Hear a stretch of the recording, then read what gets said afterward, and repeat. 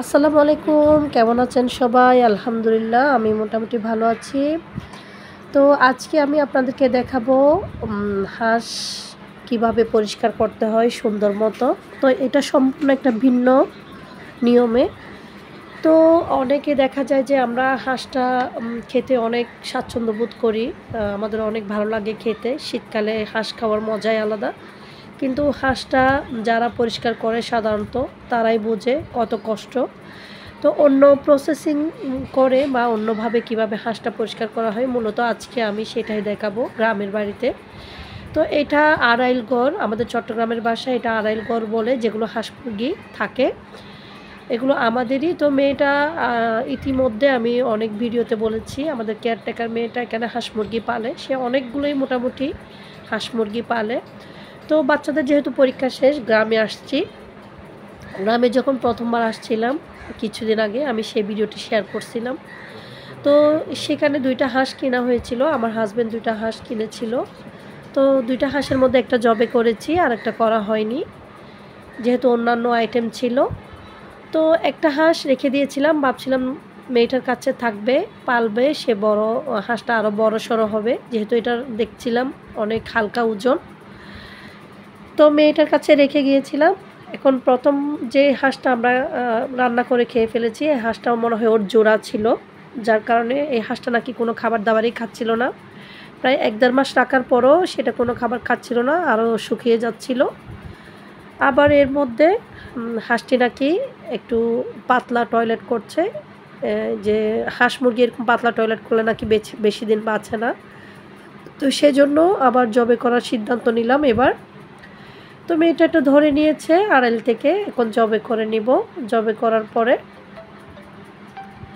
তো এটা মোটামুটি আমরা দেখা যায় যে হাঁসটা যেভাবে জবে করে পরিষ্কার করা হয় সে প্রসেসিংয়ে করা হবে না, এটা সম্পূর্ণ ভিন্ন আঙ্গিকে। তো এটা হচ্ছে আপনার যে একদম সে চামড়াটা ছিলে নিচ্ছে। তো এই হাঁসটা যেহেতু অনেক বড় না, বড়সড় না, আবার হাঁসের চামড়ার একটা আলাদা মজা থাকে, যার কারণে মানুষ হাঁস রান্না করার ক্ষেত্রে চামড়াটা রাখার চেষ্টা করে। কিন্তু সেই চামড়া থেকে যে আঁশ বা পলকগুলো উঠাইতে কিন্তু অনেক বেশি কষ্ট হয়ে যায়। তো মেয়েটা বলতেছে, ভাবি আমি এভাবেই করে এটা ছিলে ফেলি, যেহেতু এটার বয়সটাও কম, আবার হাঁসটার ওজনও কম, তো অনেক বেশি কষ্ট হবে, যেহেতু ছোট ছোট পলক এগুলো একদম উঠানোই যাবে না। তো সেজন্য এভাবে করেই একেবারেই চামড়াগুলো সে সুন্দর মতো খুব সহজেই উঠিয়ে নিয়েছে। ২-৪ মিনিট মতো লেগেছে। এখন কেউ যদি দেখা যায় যে চামড়া থেকে পলকগুলো উঠাইতে কষ্ট অনুভব করেন, সেক্ষেত্রে সে এভাবে করে করতে পারেন, এটা অন্য একটা নিয়ম। তো প্রথমবার যে হাঁসটা রান্না করেছিলাম সে মেয়েটা খুব কষ্ট করেই পলকগুলো উঠিয়েছিল, অনেকক্ষণ লেগেছে, প্রায় ঘন্টাখানেক। তো এবার এরকম করে নেওয়ার সিদ্ধান্ত নিল। তো আমি ভাবলাম আপনাদের সাথে একটু শেয়ার করি। আমারও করা হলো, আপনারাও একটু শিখে নিলেন। সাধারণত আমরা যেটা মুরগি কাটা হয়, মুরগির চামড়াটা এভাবে ছিলে নেওয়া হয়। তো হাঁসের ক্ষেত্রেও এটা কঠিন কোনো কিছু হয়নি, চামড়াটা খুব অনায়াসেই উঠে গিয়েছে। তো মেয়েটা সুন্দর মতো কেটে নিচ্ছে। আমি যেহেতু গ্রামে আসছি, তো আমি ভাবলাম আপনাদের সাথে ব্লগটা শেয়ার করি। হাঁসটাও সে সুন্দর মতো ছিলে নিল, এখন পুকুর ঘাটে চলে যাবে। তো পুকুর ঘাটে যেহেতু বাড়ির সাথেই, আমাদের রান্নাঘরের সাথেই পুকুর, বারিচা পুকুর, যেটা পেছনের পুকুরকে বারিচা পুকুর বলে, আমি আরেকবার বলেছিলাম। তো দেখা যায় ভিডিও কিছু কিছু মানুষ আবার ভিডিওতে আরও অ্যাড হয় যারা অনেকে জানে না। তো এটা রান্নাঘরের সাথেই মোটামুটি বারিচা পুকুরটা। তো ও সুন্দর মতো ধুয়ে নিচ্ছিল পুকুরে, আসলে পুকুরে দেওয়ার মজাই আলাদা। সুন্দর মতো পুকুরে ধুয়ে নিচ্ছে, একদম ফ্রেশ হয়ে যায়। দেখা যায় যে আমরা যারা বাসা বা বিল্ডিংয়ে থাকি, মেশিনে ধুয়ে অনেক কষ্ট, বারবার করে পানি চেঞ্জ করতে হয়, ধুইতে হয়। তো একেবারেই সে ধুয়ে নিয়েছে, ধুয়ে একদম কাটা, যেভাবে কাটছে সেটাও আপনাদের সাথে শেয়ার করছি।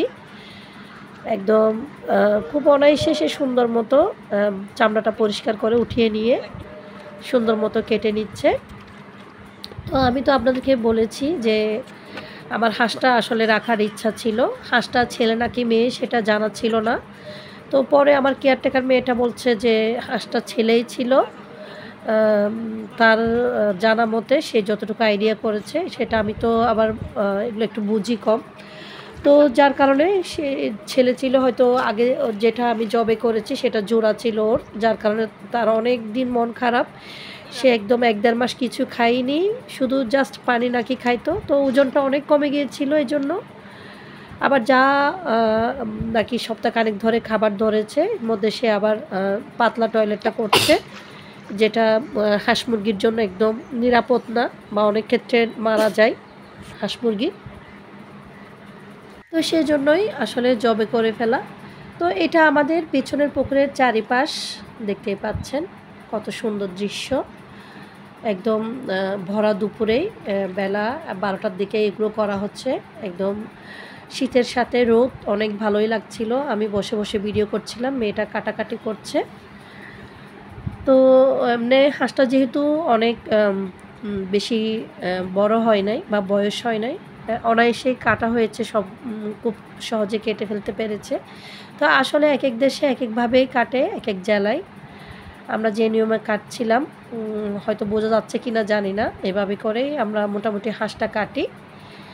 তো হাঁস কাটার পর আমি রান্নাটা পরবর্তী ভিডিওতে আপনাদেরকে দেখিয়ে দিব। আমি মাটির চুলাতে কত সুন্দর করে হাঁসটা রান্না করে দেখিয়েছি। তো মোটামুটি মেয়েটার হাঁস কাটা, হাঁস পরিষ্কার করা শেষ। এখানে মেয়েটা একদম ধুয়ে পরিষ্কার করে নিচ্ছে পুকুর থেকেই। তো অবশ্যই কার কার গ্রামের বাড়িতে পুকুর আছে জানাবেন, যেহেতু আমাদের চট্টগ্রামে বেশিরভাগ পুকুর দেখা যায়, অন্যান্য ডিস্ট্রিক্টে তেমন পুকুর নাই আমার জানা মতে। তো আমার জানাতে ভুলও থাকতে পারে। এখন কার কার ডিস্ট্রিক্টে আসলে পুকুরটা থাকে সচরাচর সেটা জানাবেন। আমাদের চট্টগ্রামে কিন্তু কয়েকটা ঘর মিলেই পুকুর থাকে, সেটা বাধ্যতামূলক থাকে। মানে পুকুরটা আমাদের চট্টগ্রামের জন্য যে বিশেষ করে উপজেলা বা গ্রাম অঞ্চলে পুকুরটা থাকে, শহরের দিকে না থাকলেও। তো এটা একটা গাব গাছ ছিল, এটা কেটে নেওয়া হয়েছে। পুকুরটা দেখতেই পাচ্ছেন অনেক পুরানো হয়েছে, যার কারণে অনেকটা ভেঙে গিয়েছে, এগুলো রিপেয়ার করা লাগবে। তো ভিডিওটা আপনাদের কেমন লেগেছে অবশ্যই আমাকে কমেন্টস করে জানাবেন। সবাই ভালো থাকবেন, সুস্থ থাকবেন। আল্লাহ হাফেজ।